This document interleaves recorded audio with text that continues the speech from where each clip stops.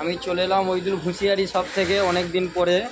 তো আপনারা জানেন মাল আমি রেডি করতে পারছিলাম না, তাই অনেক দিন ভিডিও ছাড়িনি।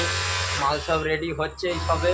তো আমি এখন কিছু স্যাম্পেল দেখাবো না, মাল কিছু কিছু আপনাদের দেখিয়ে দিচ্ছি।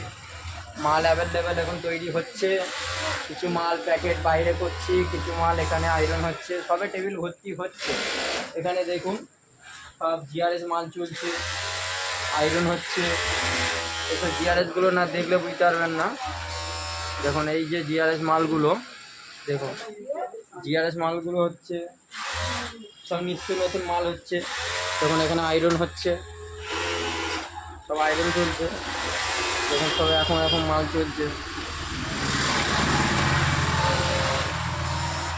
যে হোলসেল পাইকারি নেবে এখানে চলে আসবেন। এটা লালদগর, উলুবেড়িয়া, হাওড়া। লালদগরে আমার সব, লালদগর স্টেট ব্যাংকের সামনে আমার সব।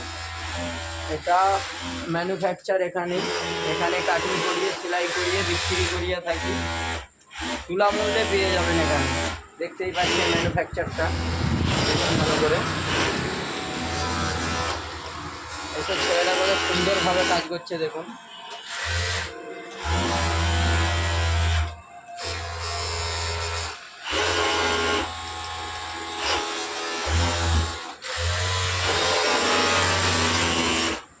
মাল দেখতেই পাচ্ছেন।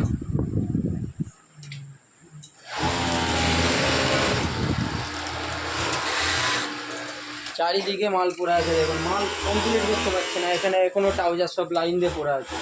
মালগুলো রেডি হচ্ছে, 20 টাকা প্যাকেটে গেছে, প্যাকেট হচ্ছে, 2-3 জায়গায় প্যাকেট হচ্ছে।